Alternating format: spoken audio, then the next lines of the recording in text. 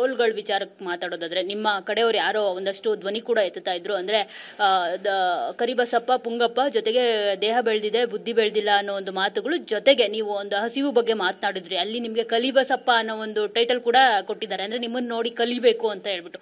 So ಈ ತರ negative positive ಟ್ರೋಲ್ಗಳ ಬಗ್ಗೆ ಏನ್ ಹೇಳ್ತೀರಾ ಕೊನೆಯದಾಗಿ ಅಂತ? ಮೇಡಮ್, ನಾವು ನೆಗೆಟಿವ್ ಬಗ್ಗೆ ಯೋಚನೆ ಮಾಡೋಕ್ಕೆ ಹೋಗ್ಬಾರ್ದು ಮೇಡಮ್. ಯಾಕಂದರೆ ಜನಗಳು ಈಗ ನೀವು ಏನು ಮಾಡಿದ್ರು ನಿಮ್ಮನ್ನು ಕೆಲವ್ರಿಗೆ ಇಷ್ಟ ಆಗಲ್ಲ, ನೀವು ಅವ್ರನ್ನ ಒಪ್ಸೋಕ್ಕಾಗೋದೇ ಇಲ್ಲ.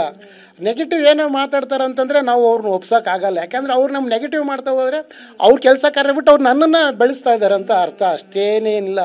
ಯಾಕಂದರೆ ನಾನು ಯಾಕೆ ಅವ್ರ ಬಗ್ಗೆ ಮಾತಾಡಲ್ಲ ಅಂತಂದರೆ ಅವ್ರ ಭವಿಷ್ಯ ಚೆನ್ನಾಗಿರಲಿ, ಅವ್ರು ಎಜುಕೇಷನ್ ಮಾಡಿಕೊಂಡು ಅವರೊಬ್ಬ ಒಳ್ಳೆ ವ್ಯಕ್ತಿ ಆಗಲಿ ಅಂತ ಹೇಳ್ಬಿಟ್ಟು ಯಾರು ನೆಗೆಟಿವ್ ಮಾತಾಡ್ತಾರೋ ಅವ್ರ ಬಗ್ಗೆ ನಾನು ಮಾತಾಡೋಕ್ಕೆ ಹೋಗಲ್ಲ. ಯಾಕಂದರೆ ನೆಗೆಟಿವ್ ಮಾಡಿದ್ರೆ ನನಗೆ ಮತ್ತೆ ರಿಯಾಕ್ಟ್ ಆಗುತ್ತೆ. ಈಗ ಒಂದು ಬಾಲ್ ಹಾಕಿದರೆ ಮತ್ತೆ ವಾಪಸ್ ಬರ್ತೈತೆ.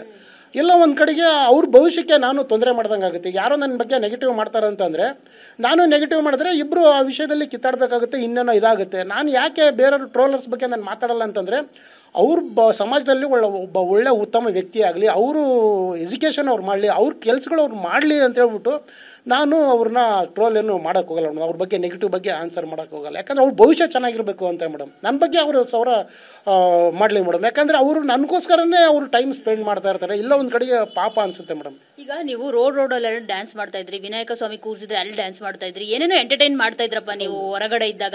ಒಳಗಡೆ ಇದ್ದಾಗ ಯಾಕೆ ಏನು ಮಾಡಲಿಲ್ಲ? ಅದು ಕಾಕ್ರೋಚ್ ಅವ್ರು ಹೇಳ್ತಾರೆ ನಿಮಗೆ ಇವರು ರೋಡಲ್ಲೆಲ್ಲ ಡ್ಯಾನ್ಸ್ ಮಾಡ್ತಾ ಇದ್ರು ಅಂತ. ಅವಾಗ ಸ್ವಲ್ಪ ಏನೋ ನೀವು ಡ್ಯಾನ್ಸ್ ಮಾಡ್ತೀರಾ ಬಿಟ್ರೆ ಅದನ್ನೆಲ್ಲ ಬಿಗ್ ಬಾಸ್ ಮನೆಗೆ ಯಾಕೆ ತೋರಿಸ್ತಿಲ್ಲ ನೀವು ಅಂತ ಹೇಳ್ಬಿಟ್ಟು. ಮೇಡಮ್, ನಾನು ಮಾಡಿದ್ದೀನಿ, ತೋರಿಸಿದ್ದೀನಿ. ನಾನು ಇದ್ದಿದ್ದೇ ಒಂದು ವಾರದಲ್ಲೇ ಹೋಗಿ ಒಂದಿನಕ್ಕೆ ನಮ್ಮನ್ನು ನಾಮಿನೇಷನ್ ಮಾಡಿದ್ರು. ಅದನ್ನು ಕೂಡ ಆ ಮೈಂಡ್ ಸೆಟ್ ಇದ್ರೂ ಕೂಡ ನಾನು ಹ್ಯಾಪಿನೆಸ್ಗೆ ಹಾಡು ಹೇಳಿದ್ದೀನಿ, ಡ್ಯಾನ್ಸು ಮಾಡಿದ್ದೀನಿ, ಎಲ್ಲ ಮಾಡಿದ್ದೀನಿ. ನೀವು GSTR ನೋಡಿ ಎಲ್ಲ ಮಾಡಿದ್ದೀನಿ ಮೇಡಮ್. ಈಗ ಡ್ಯಾನ್ಸ್ ಬಗ್ಗೆ ಕೇಳಿದ್ರಿ ಮೇಡಮ್, ನೀವು ರೋಡಲ್ಲಿ ಡ್ಯಾನ್ಸ್ ಮಾಡಿದ್ರೆ ಹಂಗೆ ಹಿಂಗೆ ಅಂತ. ನಾನು ಡ್ಯಾನ್ಸ್ ಅಲ್ಲ ತೋರಿಸಿದ್ದೀನಿ. ನಾನು ಡ್ಯಾನ್ಸ್ ಯಾಕೆ ಮಾಡಿದ್ದೇನೆ ಅಂತಂದರೆ ನನ್ನಿಂದ ಇನ್ನೊಬ್ಬರಿಗೆ ತೊಂದರೆ ಆಗದಂಗೆ ನಾನೊಂದು ಕಂಫರ್ಟಬಲ್ ಪ್ಲೇಸಲ್ಲೂ ಒಂದು ಪಾರ್ಕಲ್ಲೂ ಇತ್ತು ರೋಡಲ್ಲೂ ನಾನು ಡ್ಯಾನ್ಸ್ ಮಾಡಿದ್ದೀನಿ. ಯಾಕಂದರೆ ನಾನೊಬ್ಬ ಕ್ರೀಡಾಪಟು ಆಗಿರೋದ್ರಿಂದ ಯಾವಾಗಲೂ ಚೆಸ್ಟ್ ಇದು ಮಾಡಿಕೊಂಡು ವೆಯ್ಟ್ಸ್ ಹಾಕ್ಕೊಂಡು ನಾನು ಮಾಡ್ತಾ ಇದ್ದೆ. ಜನಗಳು ಏನಂದರೆ ನೀವು ಎಷ್ಟೇ ಫಿಟ್ನೆಸ್ ಇದರಲ್ಲಿ ಸಾಧನೆ ಮಾಡಿ ಇದು ಮಾಡಿ ಜನಗಳು ಅದು ಯಾವುದನ್ನು ಇಷ್ಟಪಡಲ್ಲ. ಕೆಲವೊಂದು ಕ್ರೀಡೆ ಅಂದ ತಕ್ಷಣ ಒಂದು ಭಾಗ ಅಷ್ಟೇ ಸ್ವಲ್ಪ ಜನ ಇಷ್ಟಪಡ್ತಾರೆ.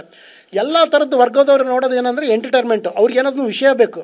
ಸೊ ನಾವು ಫಾರ್ ಚೇಂಜ್ ಇದು ಮಾಡ್ಬೇಕಂತ ಹೇಳ್ಬಿಟ್ಟು ನಮ್ಮ ಸ್ನೇಹಿತರು ಕಬಡ್ಡಿ ಸತೀಶ್ ಅಂತ ಇದ್ದಾರೆ ಮೇಡಮ್, ಒಳ್ಳೆ ನಮ್ಮ ಪೊಲೀಸಲ್ಲಿ. ಅವರು ಒಂದು ಮಾರ್ಗದರ್ಶನ ಹೇಳಿದ್ರು ಮೇಡಮ್, ನೀವು ಬರೀ ಫಿಟ್ನೆಸ್ ಬಾಡಿ ಬಿಲ್ಡಿಂಗು ಮಾಡೋದ್ರಿಂದ ನಾನು ಕೂಡ ನೋಡಲ್ಲ, ಜನಗಳಿಗೆ ಎಂಟರ್ಟೈನ್ಮೆಂಟ್ ಬೇಕು. ನೀವೇನು ಮಾತೆತ್ತಿದ್ರೆ ಒಂದು 300 kg ಸ್ಕ್ವಾಟ್ಸ್ ಮಾಡ್ತೀರಾ, 150 kg ಬೆಂಚ್ ಪ್ರೆಸ್ ಮಾಡ್ತೀನಿ ಅಂತ ಹೇಳ್ಬಿಟ್ಟು ಹೋಗಿ ಅಬ್ಡಮನ್ ಮಾಡ್ತೀರಾ, ಇನ್ಯಾವುದೋ ಮಾಡ್ತಾರೆ. ನಾನೇ ನೋಡೋಕೆ ಹೋಗಲ್ಲ, ಜನಗಳಿಗೆ ಎಂಟರ್ಟೈನ್ಮೆಂಟ್ ಬೇಕು, ಏನಾದರೂ ಮಾಡಿ ಅಂತ ಹೇಳ್ಬಿಟ್ಟು ನಮ್ಮ ಕಬಡ್ಡಿ ಸತೀಶ್ ಅವರು ಹೇಳಿದ್ರು ಮೇಡಮ್. ಆವಾಗ ಫಾರ್ ಚೇಂಜ್ ನಾವು ಗಮನ ಸೆಳಿಬೇಕಾಗಿತ್ತು.